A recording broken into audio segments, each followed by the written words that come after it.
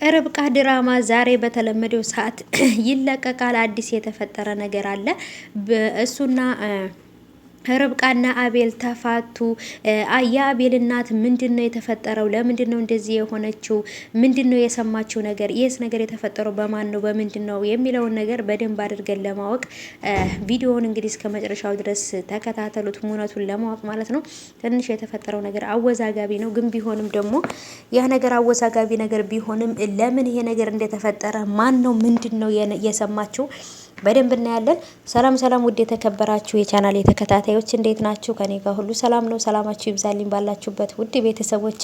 ለቻናል አዲስ ከሆናችሁ ሰብስክራይብ አድርጋችሁ ቤተሰቡን ነባሮች እንኳን በሰላም መጣችሁ ብያለሁ ውዶቼ።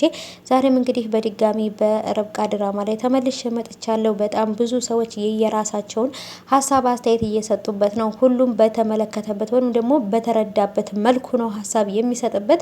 እኛም እንግዲህ እኔም ደግሞ ወይም ደግሞ ብዙ ልጆችም ደግሞ በተመለከትነውና በተረዳነው ልክ ነው እንግዲህ ሀሳብ እየሰጠንበት ያለ ነው። የአቤል እናት እንደዚህ የሆነችው ከመጀመሪያውንም ደግሞ እያስመሰለች ነበር እንጂ ጥሩ ሴት አልነበረችም።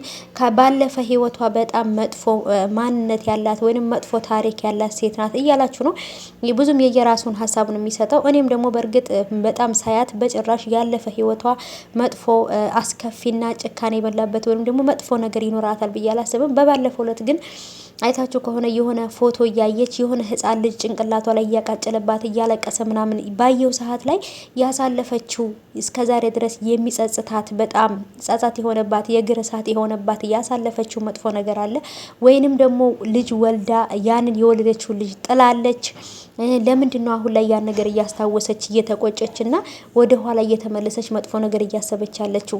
ያሳለፈችው መጥፎ ነገር እንዳለ ግልጽ ነው። ቢሆንም ግን ደግሞ ያ ነገር ድንገት በነበረችበት ቦታ ወይም በነበረችበት ሰዓት ላይ ቸግሯት ሊሆን ይችላል ብዬ አስባለሁ። ግን ደግሞ አንዳንድ ጊዜ አስተሳሰባችን ከባድ ነው ብዬ አስባለሁኝ። በዛ ነው ሰዓት ላይ ያ ነገር የሚያልፍ አይመስለንም። ስለዚህ እሷም የአቤል እናት የሆነ ህፃን ልጅ ከአይምሯ እያቃጨለባት ከአይምሯ ላይ እንትን እያለቀሰባት ነበር። ይሄን ነገር የማየው አቤል በህፃንነቱ ነበር እንደዛ የሆነው። አቤልን ስታሳድገው ብዙ ፈተና ስቃይ እንዳየችበት ለማሳየት ነው። ምንድነው አልገባኝም። ግን ደግሞ እሷ የሰማችው ነገር አለ። ከመሬት ተነስታ ርብቃ ላይ ሌላ ሰው የሆነችባት የሰማችው ነገር ሊኖር ይችላል። በእርግጥ ከዚህ በፊትም ነግሬያችሁ ነበር።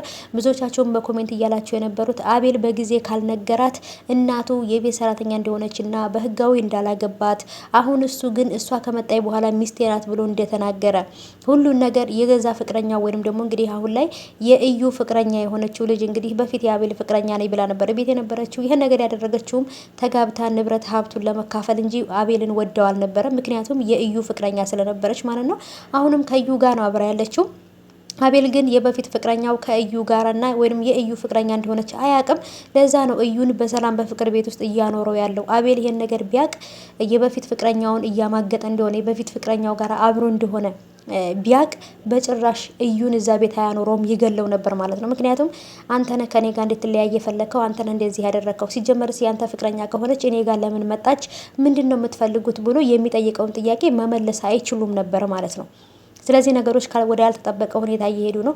አቤልም ደግሞ እንግዲህ እናቱ የፍች ወረቀት አምጥታለት እኔ አፈራረሚያችኋለሁ፣ እኔ አፋታችኋለሁ ብለዋለች ማለት ነው። ስለዚህ ስሙ የቤቱ ስም ያለው በርብቃ ስም ስለሆነ ራሷ መልሳ ሂዳ በርብቃ ስም የነበረውን ቤት ወደ ራሷ ስም ቀይራ ነው እናቲቱ እንዲፋቱ ያደረገችው? ወይንስ ደግሞ ስሙን በርብቃ ካደረገችው በኋላ ነው የተፋቱት? አላቅም።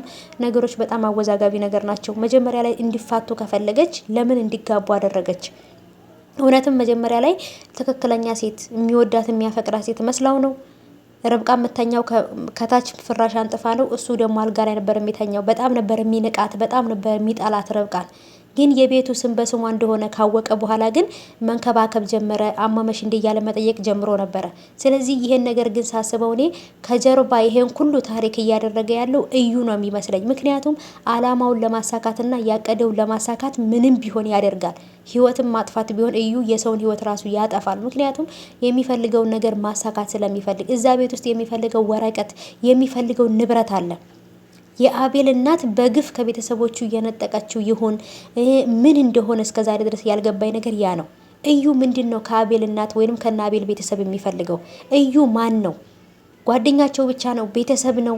እኔ ሳስበው ግን የአቤል ጓደኛ አብሮ ያደገ ጓደኛው ነው። ግን ደግሞ በጣም ጥላታቸው ማለት እዩ ነው። ይህን ሁሉ ነገር እያደረገ ያለው እዩ ነው ብዬ አስባለሁ። የእዩና የአቤል ፍቅረኛ እጅ አለበት ከዚህ ሁሉ ነገር ብዬ አስባለሁ። በጣም ከባድ ነው።